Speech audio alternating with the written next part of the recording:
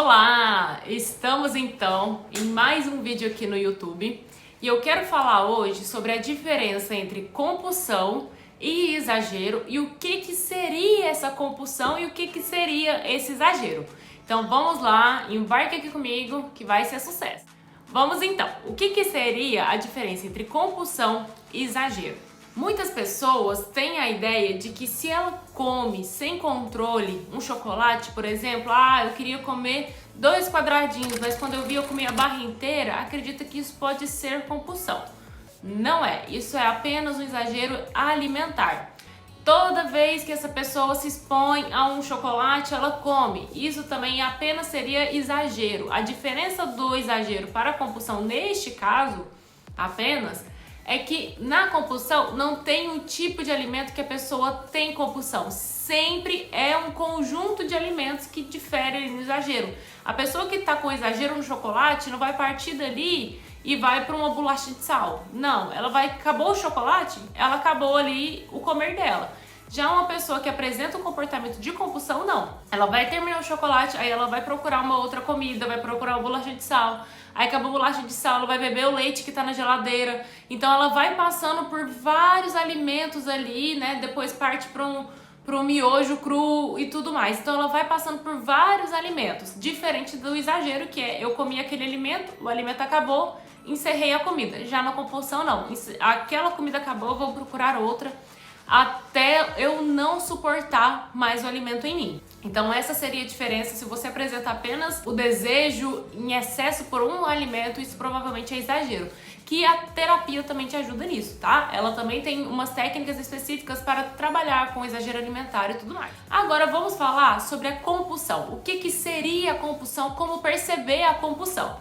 Eu quero que você saiba que ao falar aqui e você se identificar, você não está diagnosticado com compulsão. Por quê, Ana? Claro, se eu vou saber todos os requisitos básicos ali para isso. Porque, por mais que a gente tenha ali um padrão de sintomas, de comportamento de pessoas que apresentam o transtorno da compulsão alimentar, a gente também fala do indivíduo, porque não tem como a gente colocar em linhas o complexo do ser humano, né? Cada um vai ter as suas particularidades, cada um vai ter as suas questões. Então é muito importante que tenha uma entrevista clínica para que esse diagnóstico seja fechado, porque o profissional que irá te atender, ele vai ver como que você traz para ele essas informações, como você interpreta isso como um prejuízo muito grande, um prejuízo na sua vida, na vida das pessoas ao seu redor, ou simplesmente algo, não me incomoda tanto e tudo mais, eu consigo lidar bem, eu tenho compulsões, mas eu consigo, é o meu estilo de vida. Então, várias questões têm que ser levadas em consideração.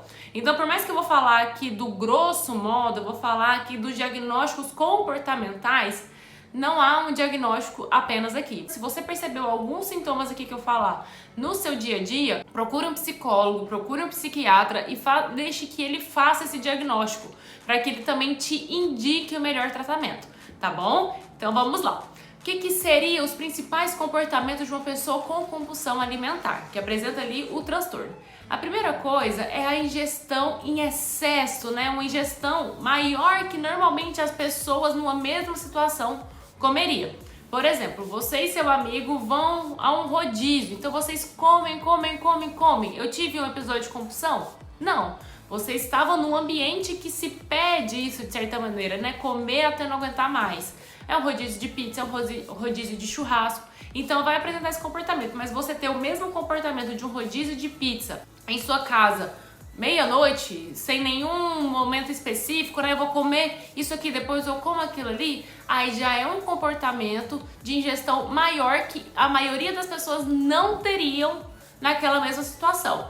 E isso em determinado tempo, não é o dia inteiro eu comi muito, eu comi tudo que tinha em casa, não. Em 2 horas eu comi o máximo de comida que eu conseguia, eu não conseguia parar de comer, que é uma segunda característica que apresenta uma sensação de falta de controle, né? Que a pessoa vai apresentar ali naquele momento. Ela tenta parar, ela não consegue parar de comer. E após essa comilança que ela tem ali, né, esse excesso de comida que ela ingere em tão pouco tempo, logo após vem uma sensação de culpa, ela se sente mal, ela fica agoniada com ela mesma, ela não gosta dela mesma naquela situação, incomoda muito, não é alguém que vai comer, nossa, que vida boa, que comida boa, não. É alguém que não vai ter esse prazer depois, é alguém que vai remoer muito a situação que passou. Outras características que a gente percebe, né, nas pessoas que apresentam a compulsão alimentar. A gente percebe um alimentar mais rápido. Eu não vou comer ali um pão tranquilamente, assistindo um filme, comendo um pedacinho, mastigando, depois comendo outro. Não, ela vai comer aquele pão em 2 mordidas, né? Comer o pão, come o pão, aí depois parte para outra coisa, taca maionese, né? Taca manteiga e enfia o pão. Então é o comportamento de comer rápido, né? E uma outra coisa também que acontece, ela se sente desconfortavelmente cheia, absurdamente cheia, porque ela tem aquela sensação de falta de controle. Então ela não consegue pela mente parar de comer. O que vai fazer ela de fato parar de comer é ela não conseguir colocar comida, porque se ela colocar mais alguma coisinha, pode ficar ruim, pode passar mal. Então, às vezes, ela vai parar quando ela não tá aguentando mais colocar comida no estômago. E muitas vezes essa compulsão, ela vem não porque a pessoa tá com fome. Às vezes ela nem tá com fome e o episódio de compulsão inicia, sem que ela esteja com fome. Então, um outro indício também é você perceber se vocês tem esses episódios com fome ou não fome, mas que isso não é um fator determinante, apenas para você perceber. E uma outra coisa também que acontece é que essa pessoa com esse comportamento, né, com um transtorno de compulsão alimentar, ela nunca vai apresentar um episódio de compulsão na frente das pessoas. É sempre sozinha, às vezes ela vai esperar todo mundo da casa dormir para que ela tenha o comportamento ali, né, o episódio de compulsão, porque é algo que traz muita vergonha, que deixa muito incomodada essa pessoa, e às vezes ela tá ansiosa para comer, mas ela espera não ter ninguém em casa para que ela passe por esse episódio.